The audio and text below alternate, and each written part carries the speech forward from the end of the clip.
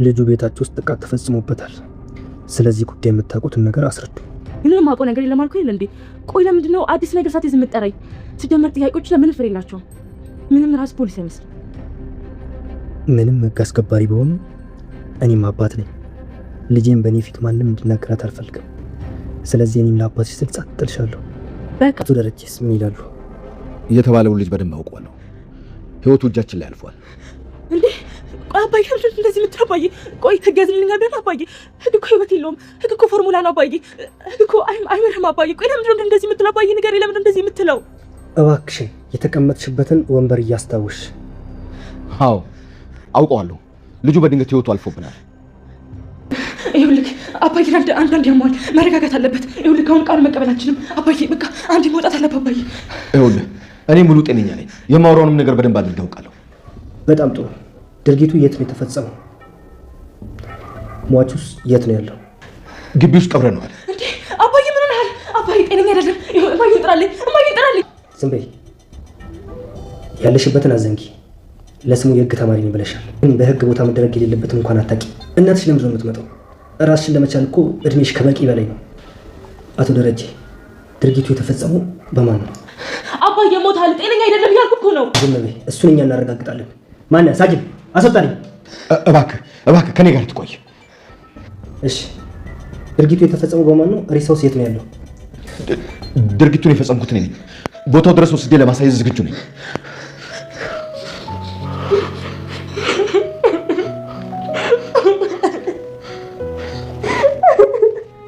አቶ ደረጀ ለእውነትና ለህግ ያሉትን አቋም ሳላደንቅ ማለፍ አልፈልግም። ይህንን በማድረጉ ደግሞ የቅጣት መቅለያ ይኖረውታል። ከጓደኞቼ ጋር በመሆን የቀሩትን ዶክመንቶች ማዘጋጀት አለብን። እንደዚህ መሆን የለብሽም። ሁሉም ነገር እናልፈዋለን። አይዞሽ።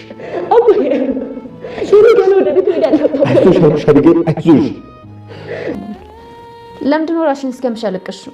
ቅድምም እያየሁሽ ነበር። ቆይ ችግር አለ እንዴ? ምንድን ነው? አባዬ ምን? ኤቢ ለምንድን ነው ብቻሽን የመጣሽው? አባዬስ? እማዬስ? አባዬ እኔ ነኝ የገደልኩት፣ እኔ ነኝ የቀበርኩት ብሎ እጅ ሰጠ።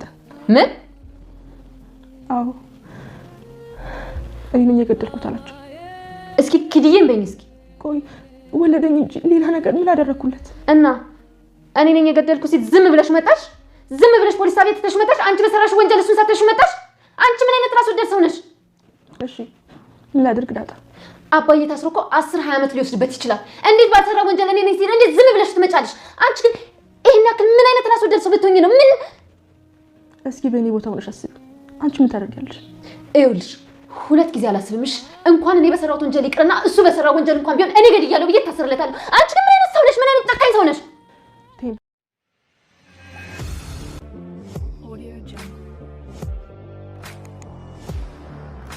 አቶ ደረጀ ልጁን የገደልኩት እኔ ነኝ፣ ልጁን አውቀዋለሁ ብሎ ቃሉን ሰጠ። እጁንም ለፖሊስ ሰጠ። በዚህም ጊዜ አቢጌል አባቴ ጤነኛ አይደለም፣ ልጁን በጭራሽ አናቀውም፣ አባቴ ህግ ሁሉ አይተገበርም፣ ህግ ፎርሙላ እንጂ ተግባራዊ አይደረግም፣ ከወረቀት የዘለለ ምንም ለውጥ አያመጣምና እባክህ እያለች ነው። ፖሊሱም በትዝብት አቢጌልን እየተመለከታት ነው። ፖሊሱ አቶ ደረጀን እኔም አባት ነኝና በአንተ ፊት ልጅህን ልናገር አልፈልግም፣ ከዛ ውጭ ግን ልጅህ ስርዓት የጎደላት ናት እያለ ነው። አቢጌል አባቷ ፊት ለፊቷ እኔ ነኝ ገዳይ ብሎ እጁን ሲሰጥ እሷን ወደ ቤት ተመለሽ በተባለች ጊዜ ሙሉ ቤተሰቡን ፖሊስ ጣቢያ ጥላቸው ብቻዋን እያለቀሰች ወደ ቤቷ ገብታለች። ግን ደግሞ ቤት በተገባችበት ጊዜ ጸጸቱ አላስቀምጥ ብሏታል።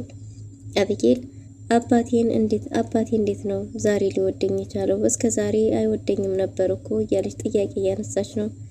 ዳጣ ሰላምን ጥያቄ ጠይቃት ነበር። ዳጣ ሰላምን ወረቀቱን አንብቤዋለሁና እና ስለ እናቴ እያወቅሽ እስከ ዛሬ ድረስ እንዴት አስቻለሽ ብላ ጠይቃታለች። ሰላምም ስለሱ አሁን ምንም ልልሽ አልችልም፣ ነገር ግን ነይ ቶሎ ናፍቀሽኛል እያለቻት ነው።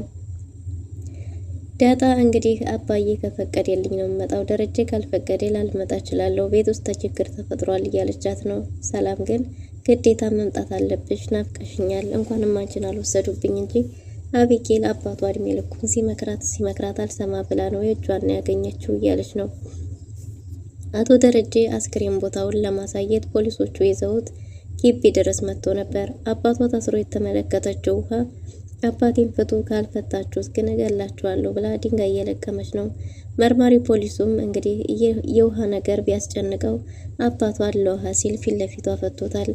አቶ ደረጀ የቀበረበት ቦታ ላይ ሬሳውን ቆፍሮ እንዲያወጣ ሲያደርጉ አቶ ደረጀም እባካችሁ ይህንን በቤተሰብ ፊት ላደርግ አልችልም፣ እናም እናንተ አባላት ካላችሁ እነሱ ቢያወጡ ብሎ ቦታውን በጠቆመ ጊዜ ውሃ ያ ቦታ አይቆፈርም የጤፍ ቦታ ነው እያለች ነው።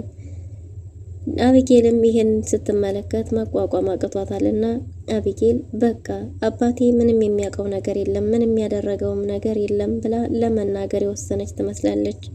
ግን ወንጀለኛይቱ እኔ ነኝ ትሊሆን ወይስ ደግሞ ሌላ ምን ትላለች? ሰላም ሰላም፣ ውድና የተወደዳችሁ ውድ ቤተሰቦች እንደምን አላችሁ? በያላችሁበት የዓለም ዳርቻ ሰላማችሁ ብዝት ትርፍ ይበል እያልን በአዲስ መተናል። በቅንነት ላይክ፣ ሼር፣ ሰብስክራይብ እያረጋችሁ ቤተሰብ አድርጉን። በባለፈው ክፍል እንዴት ተመለከት ነው ዳጣ ተከታታይ ድራማ እንግዲህ ሙሉ ቤተሰቡ በደስታቸው ዕለት አርጁን ፖሊስ ይዞ መጥቶ ስለነበረ ሁሉም ቤተሰብ ፖሊስ ጣቢያ አድረዋል። እንግዲህ በዚህ ሁኔታ በነበሩበት ጊዜ ውሃ ከቤተሰቡ ተለይታ ስለማታውቅ የውሃ ቃሏን እንጂ ከቃል የዘለለ መታሰርም እንደሌለባት ጥፋትም እንኳን ብታጠፋ በእሷ ፈንታ ሊጠየቅ የሚችለው ቤተሰብ እንደሆነ እንጂ እሷ እንደማትጠየቅ በሕጉ ተረጋግጧል። እናም ግን የምስክር ቃሏን ተቀብለዋል። ውሃ የተፈጠረውን በሙሉ እውነቱን ተናግራለች።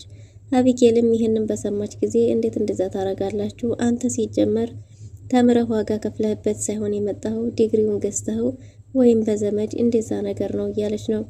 አቢጌልም መርማሪ ፖሊሱም እንግዲህ ከትዕግስቴ በላይ ነው የምትናገሪውን የእምነት ክህደት ቃልሽን ስጭና ቢሮዬን ለቀሽ ውጪ። እኔ ዲግሪውን ያመጣሁት በገንዘብ ገዝቼው ሳይሆን አንቺ እንደምትይው ብዙ ፈተናዎችን ብዙ ውጣ ውረዶችን አይቼ ነው ያመጣሁት። ስለ ስራዬ ደግሞ አንቺ ልትነግሪኝ አይገባም። ልጁን የገደልሽው አንቺ እንደሆንሽ ያውቃለሁ። ውሃም ምስክርነት ቃሏን ሰጥታለች ባለች ጊዜ እንዴት እሷ ለጥያቄ ትቀርባለች ብላ የራሷን ችግር አስቀምጣ ስለ እሷ ማውራት ጀምራለች። መርማሪ ፖሊሱም እንግዲህ ትዕግስቱን እንደምንም ተቆጣጥሮ ለአቢጌል እምነት ክህደት ቃልሽን ስጪ በተባለች ጊዜ አላቅም፣ እኔ ምንም ያደረኩን ነገር የለም፣ ስለሚባለውም ልጅ አላቅም፣ አልገደልኩም ብላ ክዳለች ማለት ነው። እንደዛም ሳይሆን እንግዲህ ይህን ያህል መረጃ የተረጋገጠ ነገር ካለህ ለምንድን ነው አንተ እዚህ ድረስ ያመጣኝ? ለምን ክስ መስርተህ አታሳስረኝም? እያለች ነው። ሙሉ መረጃ ቢኖርህ ኖሮ ለምርመራ እዚህ አታቀርበኝም እያለች ነው። ፖሊሱም ከትዕግስት በላይ ስለሆነበት መቼም ቢሆን እውነት ተደብቆ ስለማይቀር መምጣትሽ አይቀርም፣ ግን ደግሞ አሁን ቢሮ የለቀሽ ውጭልኝ ብሏል። በቀጣይ አቶ ደረጀ ለምርመራ እንዲቀርቡ ተደርጓል። አቶ ደረጀ በቀረቡበት ጊዜ ውሃ ቃሏን ሰጥታለች በተባለ ጊዜ አቶ ደረጀም የሕክምና መረጃ ሙሉ መረጃዎችን አቅርበን ውሃ በሕግ መጠየቅ እንደማትችል አረጋግጠንላቸው ነበረ፣ ግን ደግሞ ለምንድነው ውሃን ቃሏን የተቀበላችሁ ብሎ አቶ ደረጀም ጠይቆ ነበር። ግን ደግሞ መርማሪ ፖሊሱም እኛ ውሃን የፈለግናት ቃሏን ምስክርነቷን ለመቀበል እንጂ ለመጠየቅ እንደማትችል እኛም እናውቃለን። ውሃ ጥፋትም እንኳን ብታጠፋ እንዲሁም ቤተሰብ እንጂ እሷ ልትጠየቅ አትችልም። ግን ደግሞ ውሃ ስትተባበረን የነበረች ልጅ ናት። ውሃ እንዲሁም መብራት ላብራለህ እያለች አንዳንድ ነገሮችን ስታግዘኝ የነበረች ልጅ ናት ብሎ ለመርማሪ ፖሊሱ ለአቶ ደረጀ ነግሮታል። እናም በዚህን ጊዜ እንግዲህ አቶ ደረጀ ስለ ልጁ በተጠየቀ ጊዜ እባካችሁ መጀመሪያ ልጄን አስገቡልኝ ብሏል። አቢጌል ወደ ውስጥ እንድትገባ ተደርጓል። አቢጌል ወደ ውስጥ እንድትገባ ከተደረገ በኋላ ጥያቄው እንደ አዲስ ተነስቷል። ጥያቄው እንደ አዲስ ሲነሳ ምንም የምናውቀው ነገር የለም፣ እኔ የገደልኩትም ሰው የለም፣ ስለሚባለውም ልጅም አላውቅም። ሲጀመር ሕግ ፎርሙላ እንጂ ከዛ የዘለለ ምንም የሚተገበር ነገር አይደለም አባቴ እያለች አባቷም እንዳይናገር ለማስተባበል እየሞከረች ነበር። አቶ ደረጀ ስለ ልጁ ምን የሚሉት ነገር አለ ያውቁታል የሚል ጥያቄ በተነሳ ጊዜ አቶ ደረጀም እንግዲህ ስለሚባለው ልጅ እናውቀዋለን፣ የሚባለው ልጅ ህይወትን በእጃችን ላይ አልፏል ባለ ጊዜ አባቴ ያማዋል፣ ጤነኛ አይደለም፣ ካቅሎ አይደለም ብላ አፉን ሁላ ልትይዘው ነበር። መርማሪ ፖሊሱም እንግዲህ አቢጌልን የማይገባ ነገር እያደረግሽ ነው፣ የተቀመጥሽበትን ወንበር ራሱ በቅጡ የምታውቂው አልመሰለኝም፣ ለስሙ የህግ ተማሪ ነሽ፣ አንቺ እኮ አሁን ራስሽን ችለሽ ለመጠየቅ ከዛም በላይ ራስሽን ለራስሽ ኃላፊነት መውሰድ ያለብሽ ልጅ ነሽ፣ ትንሽ ልጅ አይደለሽም እያለ ነው። እናቶ ደረጀም ስለ ልጁ በድጋሚ ሲጠይቀውም አዎ ስለ ልጁ እናውቃለን፣ ልጁን እናውቀዋለን፣ ልጁ ህይወቱም እጃችን ላይ አልፏል ብሎ በድጋሚ ሲናገር አባዬ እባክህ ብላ እንዳይናገር እሱን ለመከላከል እየሞከረች ነበር። ልጁን ማን ገደለው ነው ጥያቄው። አቤጌል እንግዲህ እሷ ናት የገደለችው የሚል ስለመሰላት አቶ ደረጀ እናቴን ጥሩልኝ፣ እማዬን ጥሩልኝ፣ አባቴ ልክ አይደለም፣ እሱ ከልቡ አይደለም እያለች ነበር። እናትሽ ለምንድን ነው የምትጠራልሽ? አንቺ እኮ ኃላፊነት ወስደሽ ራስሽ ለራስሽ መቆም የምትችይ ለዛውም የህግ ተማሪ፣ በዛ ላይ ደግሞ ትልቅ ልጅ ነሽ። ስለዚህ እኔ በአባትሽ ቤት ምንም ልልሽ አልችልም፣ ምክንያቱም እኔም አባት ነኝና። ከዛ ውጭ ግን አንቺ ስርዓት የጎደለሽ ኃላፊነት መውሰድ የማትፈልጊ ሰው ነሽ ብሎ መርማሪ ፖሊሱም አመናጭቋታል። አቶ ደረጀ ልጁን የገደልኩት እኔ ነኝ ብሏል። በዚህን ጊዜ አቤጌል እያለቀሰች ነው፣ እየተንፈራፈረች ነው። እሷን ወደ ቤትሽ ሂጂ አቶ ደረጀ እዚህ ይቆያሉ በተባለ ጊዜ እየተንከባለለች እያለቀሰች አባዬ እንዴት እንደዚህ ታረጋለህ? ህግ ሁሉ እኮ አይተገበርም እያለች ነው። አቤጌል በኃይለኛው አምራ እያለቀሰች ነው።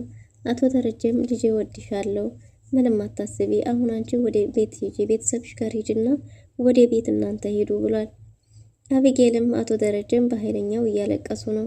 አቶ ደረጀን በጣም እናመሰግናለን ስለ ህጉ ስለተባበሩን፣ ለህጉ ያለውትን አመለካከት እንግዲህ በዚህ መልክ ስላሳዩን በጣም እናመሰግናለን፣ ይረጋጉ እያለ አቶ ደረጀን አረጋግቷቸዋል።